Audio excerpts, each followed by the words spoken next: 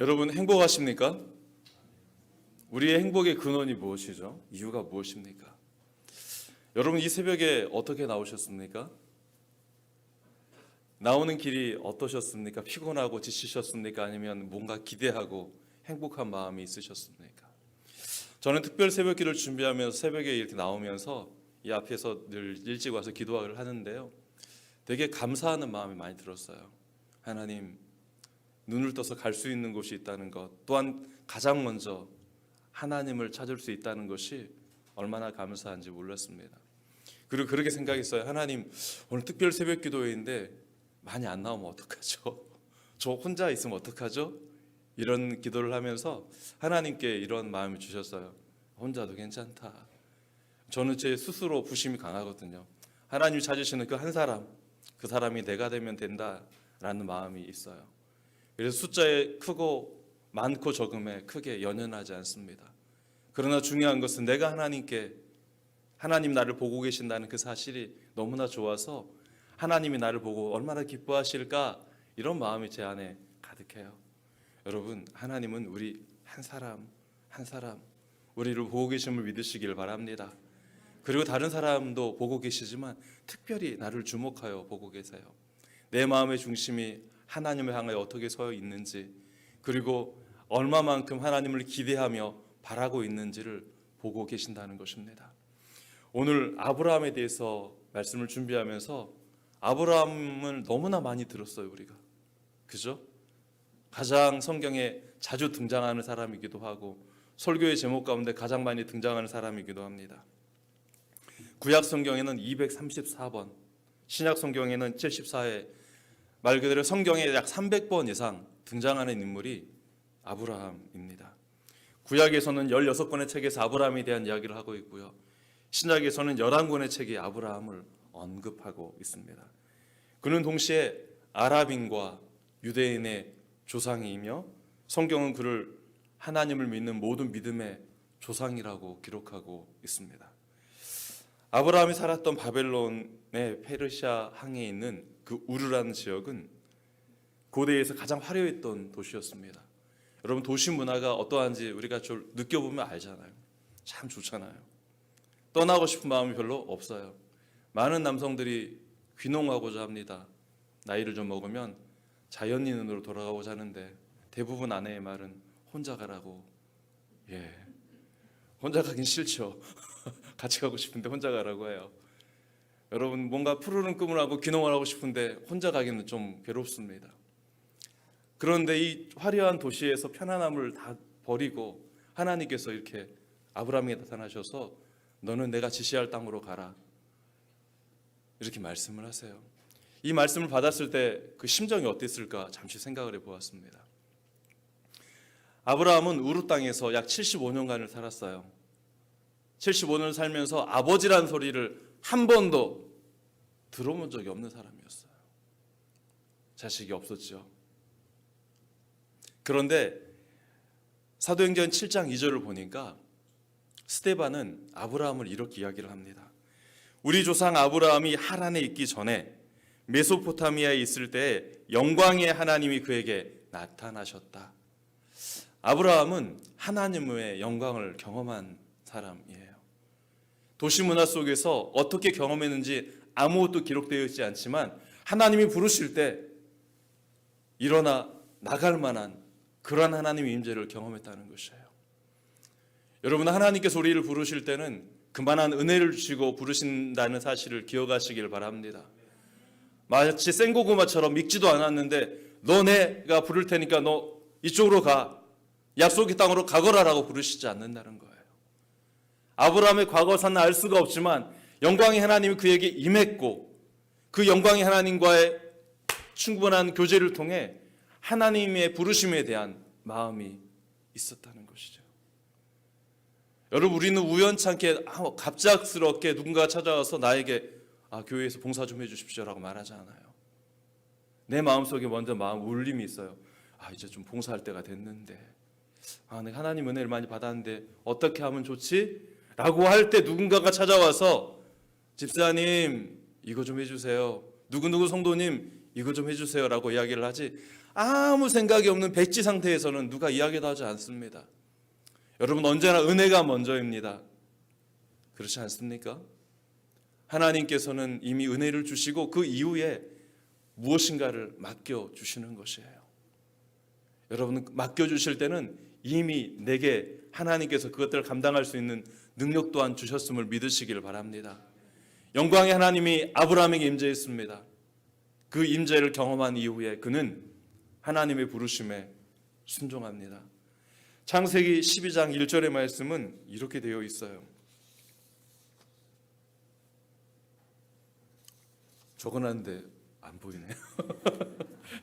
창세기 12장 1절 한번 찾아보겠습니다. 다 같이 찾아볼까요? 창세기 12장. 부르심에 대한 말씀이죠. 창세기 12장 1절의 말씀입니다.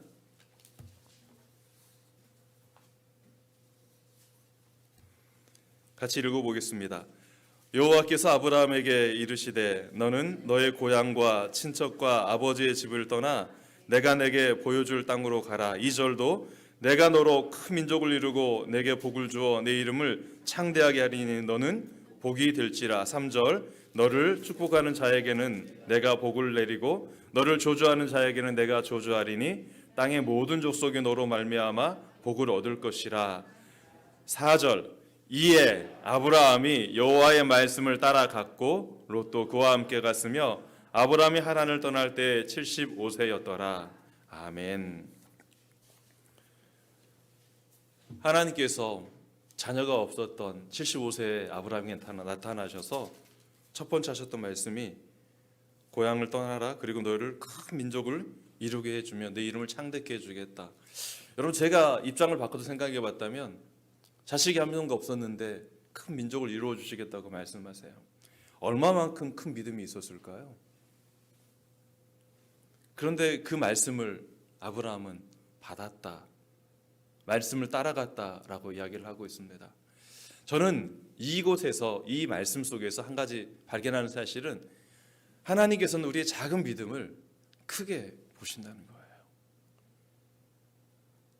얼마만큼 확신이 있었기에 아브라함은 이렇게 따라갔을까요? 그런데 25년간의 삶, 다시 말하면 하나님께서 아브라함에게 약속하신 후사가 태어나기까지의 25년의 삶을 보면 그의 믿음이 결코 훌륭했다, 우리보다 훨씬 나았다라고 말할 수는 없을 정도의 삶을 살았습니다. 아브라함은 가나안 땅에 도착을 했는데 그 땅에 축복의 땅이 아니었어요. 가자마자 가뭄과 기근이 있었어요. 여러분 가면 어떻게 돼? 약속을 따라서 갔으면 일단 배고픔을 해결해 주셔야 될 거 아니에요. 먹고 살 수 있도록 도와주셔야 되는데 먹고 사는 것에 대한 문제가 첫 번째 생겼습니다. 그래서 그는 가족들을 데리고 어디로 가냐면 애굽 땅으로 가요. 애굽 땅에 가가지고 어떠한 일이 있었어요? 자신의 아내를 누이라고 속일 수밖에 없는 극한 상황에 몰렸습니다. 혹시 죽을까 봐. 그런데 하나님께서 어떻게 하셨죠? 그 모든 상황을 역전시켜 주셨어요. 그래서 애굽 땅에서 수많은 재물을 가지고 또 아내 덕분에 나오게 되었습니다. 여러분 아브라함이 했던 행동 하나하나를 보면 또 한 번 아브라함은 똑같은 실수를 또 반복해요. 또 자신의 아내를 누이라고 속이면서 또 그 땅에서 또 많은 재물과 부경을 많은 걸 가지고 또 나오게 되어집니다. 아브라함이 부유케 되어지는 원인은 아내를 누이라고 속였던 이 속임이었어요. 그런데 이러한 것들은 우리도 할 수 있어요. 여러분 속일 수 있어요. 거짓할 수 있어요. 그런데 하나님께서 먼저 아브라함을 부르실 때 약속하셨기 때문에 하나님께서는 그를 끝까지 포기치 않으시고 다시 찾아가셔서 돌이키신 거예요. 여러분 아브라함이 깨닫지 못했어요. 그런데 아브라함이 누굴 깨닫게 하셨어요? 대적들을 깨닫게 하셨어요. 항상 대적들에게 나타나셔서 너 왜 그랬느냐? 대적들이 그렇게 이야기를 해요. 왕들이 나는 잘못이 없습니다. 아브라함이 누이라고 했습니다. 이건 무슨 말이에요 이게? 믿음의 사람으로서 할 수 있는 말들이 아니에요. 핑계거리가 참 많았어요. 그런 와중에 하나님께서 계속 찾아가시고 이제 어느 날 아브라함이 도저히 스스로 감당할 수 없는 이제 상황이 다가왔어요. 시간이 흘러서 난 자식이 없구나. 라는 생각을 하면서 하나님, 우리 집에서 태어난 종이 하나 있습니다. 엘리에셀이라고 하는데요. 그 종을 상속자로 세우시는 게 어떻겠습니까? 이렇게 하나님께 물어봐요. 그때 하나님께서 아브라함을 밖으로 데리고 나가셔요. 그 밤에 하늘의 별을 봐라. 저 별처럼 많은 사람이 내 자손이 되게 하겠다. 이렇게 말씀해 주십니다. 아브라함은 그때 이렇게 말을 해요. 하나님, 그러면 내가 이 땅에서 이 민족을 이룰 수 있는 증거가 무엇이 있습니까? 증거를 좀 보여주십시오.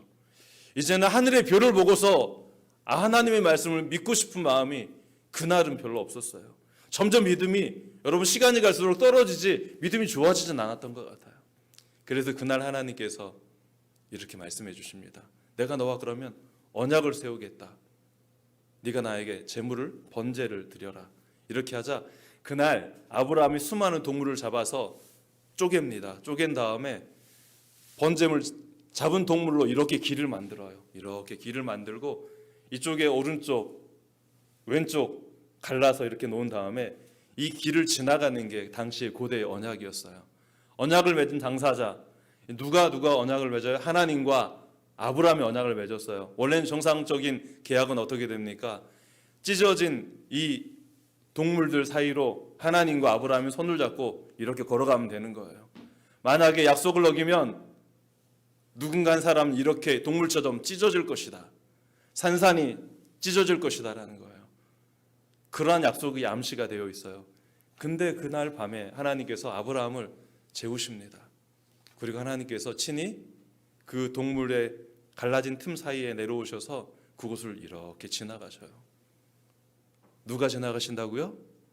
하나님 혼자 지나가셔요. 다른 말로 하면 아브라함아, 내가 너에게 약속하겠다. 너의 앞으로의 모든 되어질 일들은 모든 책임이 나에게 있다. 내가 너에게 이 약속을 지키지 못하면 나는 이 번제물처럼 찢어질 것이다. 여러분, 절대적인 하나님의 약속이 아브라함에게 임하는 순간이 창세기 15장의 횃불 언약입니다.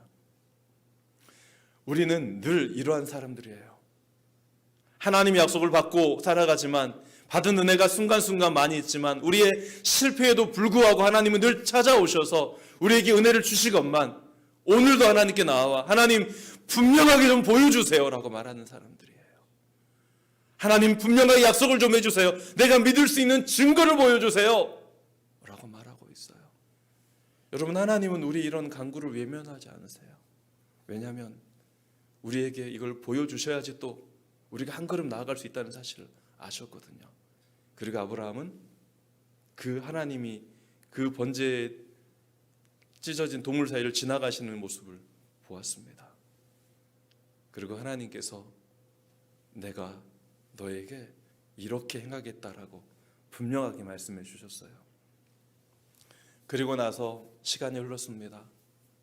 여러분, 가장 큰 은혜를 받았으면 이제 곧 누가 나와야 돼요? 약속의 아들이 나와야 되는데 또 안 나와요.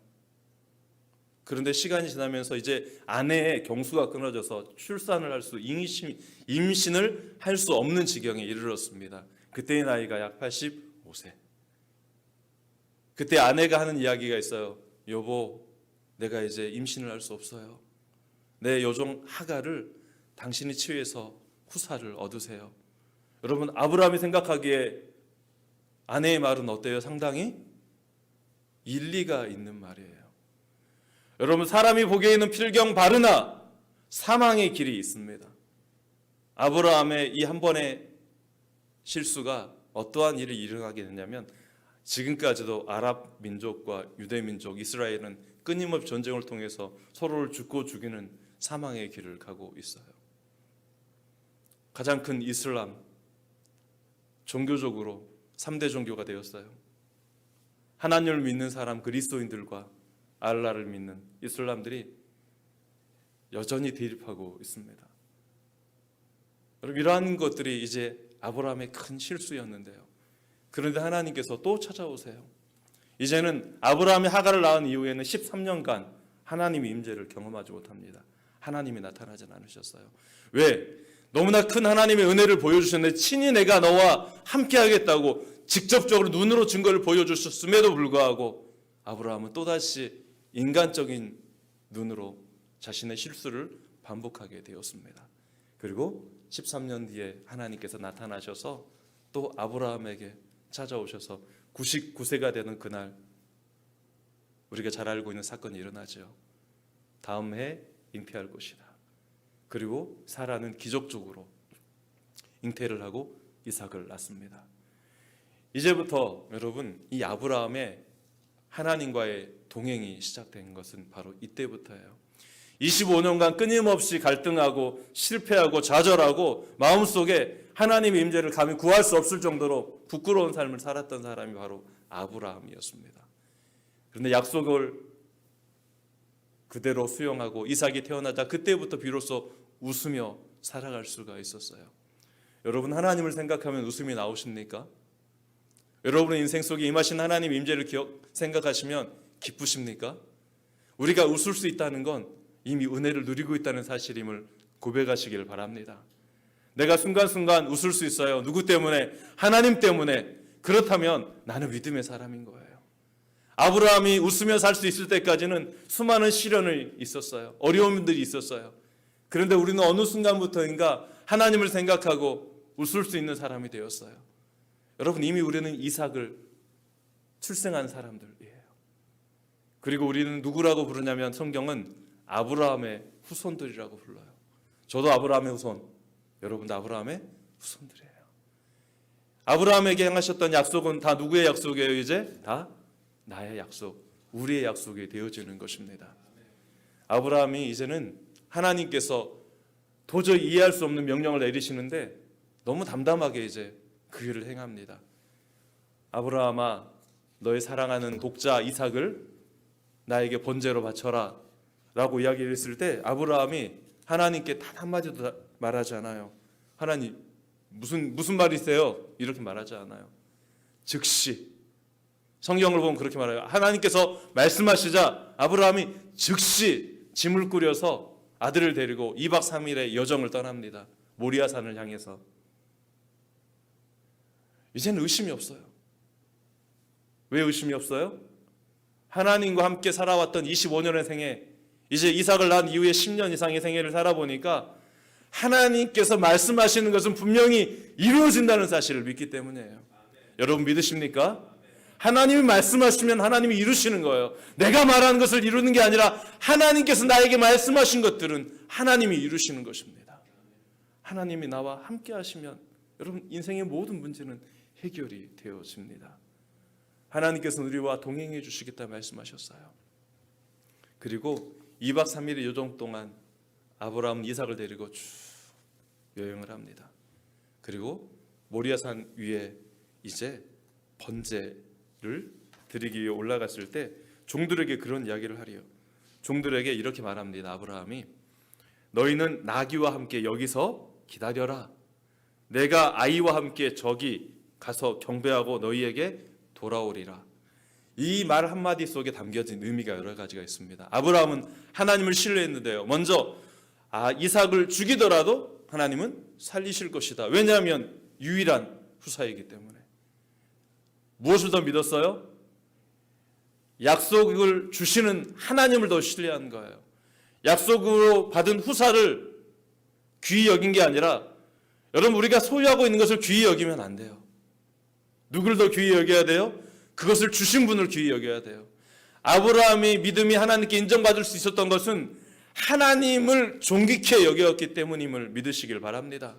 여러분 우리가 가진 모든 것들은 하나님 다시 주실 수 있는 것들이에요. 그러잖아요. 하나님이 나에게 다 거저 주신 것들이에요. 그리고 오늘도 우리가 호흡하며 살 수 있는 생명도 하나님 우리에게 허락해 하셨기 때문에 우리가 호흡을 하며 살 수 있는 거예요. 우리의 가진 모든 것은 하나님이 주신 것입니다.